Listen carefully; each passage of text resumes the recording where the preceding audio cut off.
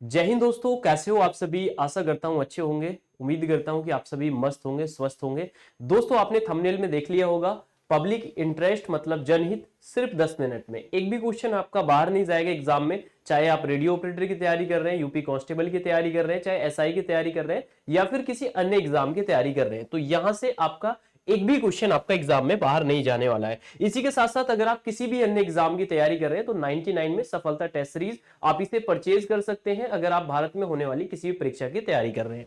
चलिए दोस्तों, शुरुआत करते हैं आज की पब्लिक इंटरेस्ट जनहित। जैसे कि इसके नाम में ही टॉपिक का अर्थ छुपा हुआ है। जन माने जनता और हित माने फायदा। मतलब इसमें क्या करी जाएगी, जनता के फायदे की बात करी जाएगी। किसके फायदे की बात करी जाएगी? जनता के फायदे की बात करी जाएगी। ठीक है, तो जन माने क्या हो गया? जनता हो गया, और हित माने क्या हो गया? फायदा। ठीक है, तो इस जनहित का मतलब क्या होता है? मतलब जनता के फायदे की बात करी जाएगी। अगर आपको कहीं लग रहा है, जैसे आप सभी जानते हैं कि छोटे बच्चे जो होते हैं उनको भारतीय संविधान के अनुसार उन्हें शिक्षा का अधिकार है, 6 से 14 वर्ष के बच्चों को, और आपको लग रहा है ऐसे बहुत सारे बच्चे हैं और जिनको शिक्षा नहीं दी जा रही है और वो क्या कर रहे हैं, कुछ ऐसा कार्य कर रहे हैं जो उनके जान के लिए जोखिम है। ठीक है, जो संविधान का उल्लंघन कर रहे हैं, तो आप क्या कर सकते हैं? उन बच्चों के बेसिस पे आप क्या कर सकते हैं? याचिका दायर कर सकते हैं। तो उनसे क्या मिलेगी? उनका उनका बच्चों का फायदा हो जाएगा। जो उनको अधिकार मिला हुआ है शिक्षा का, वो अपनी शिक्षा ग्रहण कर सकेंगे। तो इस तरीके से जनहित में क्या होता है? जनता के हित की बात करी जाती है। ठीक है, तो इसका मतलब क्या है कि भारतीय कानून में सार्वजनिक हित की रक्षा के लिए मुकदमे का प्रावधान है। मतलब सार्वजनिक हित मतलब सबके हित के लिए आप क्या कर सकते हैं? मुकदमा कर सकते हैं। इसी को हम जनहित याचिका बोलते हैं। अन्य मुकदमों में क्या होता है कि जैसे कोई पीड़ित व्यक्ति है, सिर्फ वही जाता है। जनहित याचिका में ये जरूरी नहीं है कि जो पीड़ित व्यक्ति है वही जाएगा, कोई भी व्यक्ति क्या कर सकता है? मुकदमा दायर कर सकता है। ठीक है, चलिए इसके बाद आगे चलते हैं, जान लेते हैं। यहां से बहुत ही महत्वपूर्ण पॉइंट है जो आपसे क्वेश्चन में बार बार पूछे जाएंगे। जनहित मतलब जनहित याचिका, जिसे इंग्लिश में बोलते हैं पब्लिक इंटरेस्ट लिटिगेशन। तो पीआईएल की फुल फॉर्म आपसे कई बार आपके एग्जाम में पूछी गई है कि पीआईएल की फुल फॉर्म क्या है। आपसे पूछा जाता है एग्जाम में कि जो इसका जन्म हुआ है वो किस देश में हुआ है, तो आप कहेंगे ये जो जन्म हुआ है पीआईएल का वो यूएसए में हुआ है। इसी के साथ साथ क्वेश्चन कई बार पूछा गया है कि यूएसए में जो इसको जाना जाता है, अमेरिका में किस नाम से जाना जाता है, तो आप कहेंगे सामाजिक कार्रवाई याचिका के नाम से इसे यूएसए में जाना जाता है। एक भी क्वेश्चन बाहर नहीं जाएगा। अब जो भारत में जो पीआईएल का आविष्कार हुआ है, इसका आविष्कार कैसे हुआ है? इसका जो आविष्कार किया है वो न्यायपालिका ने किया है, और इसी वजह से इसे न्यायाधीश निर्मित विधि भी कहते हैं। ठीक है, तो भारत में पीआईएल का आविष्कार किसने किया है? न्यायपालिका ने किया है, और इसे न्यायाधीश निर्मित क्या कहते हैं? विधि कहते हैं, इसी वजह से। ठीक है, चलिए आगे जान लेते हैं।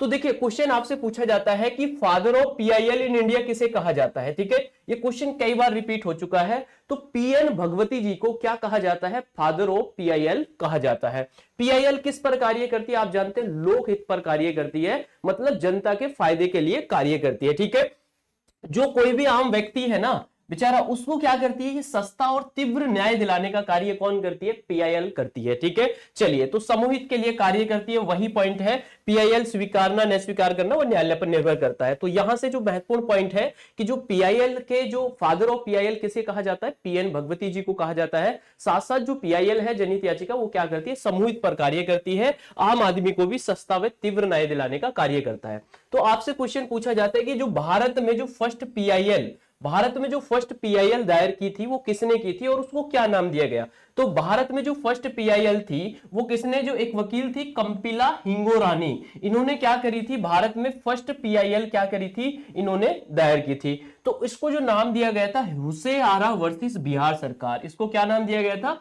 हुसेआरा वर्सेस बिहार सरकार। तो इसी वजह से पीएन भगवती जी को तो कहते हैं फादर ऑफ पीएल और फादर ऑफ पीआईएल, और इसी वजह से जो मदर ऑफ पीआईएल किसे कहा जाता है? तो वो किसको कहा जाता है? कंपिला हिंगोरानी को कहा जाता है। तो mother of PIL in India किसे कहते हैं? कंपिलो हिंगोरानी को कहते हैं। और क्यों कहते हैं ये आपको पता चल गया। भारत में जो फर्स्ट पीआईएल है वो इन्होंने दायर की थी। ठीक है, तो बिहार की वो न्यूज थी, ये महत्वपूर्ण नहीं है, ये पॉइंट महत्वपूर्ण है।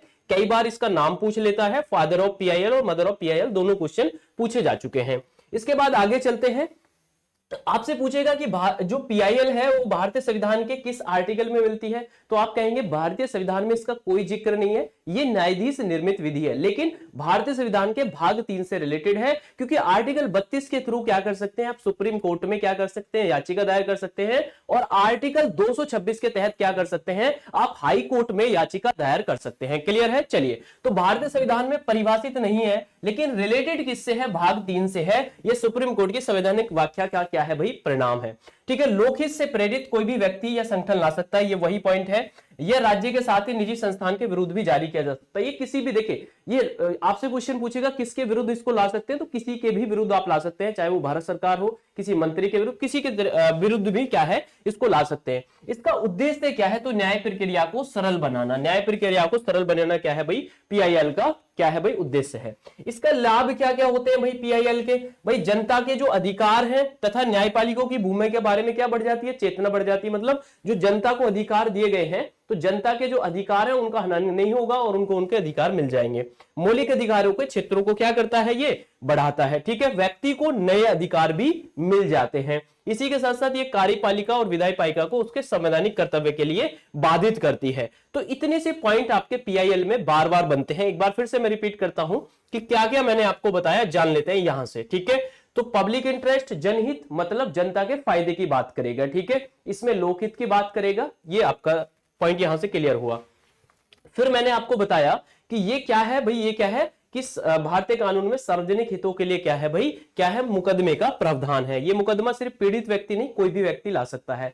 जो पीआईएल है, इसका जो जन्म हुआ है किस देश में हुआ है, अमेरिका में हुआ है। इस पीआईएल की फुल फॉर्म क्या होती है, पब्लिक इंटरेस्ट लिटिगेशन, इसे हिंदी में जनहित याचिका भी कहा जाता है। भारत में जो पीआईएल का आविष्कार किया है वो किसने किया है, न्यायपालिका ने किया है। इसी वजह से इसको न्यायाधीश निर्मित विधि कहते हैं। ठीक है, इसके बाद मैंने आपको बताया कि father of PIL in India किसे कहा जाता है, पीएन भगवती जी को कहा जाता है। पीआईएल किस पर कार्य करती है, लोकहित पर कार्य करती है। आम आदमी को सस्ता एवं तीव्र न्याय दिलाने के लिए पीआईएल कार्य करती है। पीआईएल सामूहिक पर कार्य करती है, पहले बता चुका हूं। पीआईएल को स्वीकारना निकालना, ये मैं पॉइंट आपको बता चुका हूं। इसके बाद मैंने आपको बताया था कि भारत में जो फर्स्ट पीआईएल है इसको किसने दायर किया, तो आपको नाम याद रखना है, एक वकील थी कंपिला हिंगोरानी जी।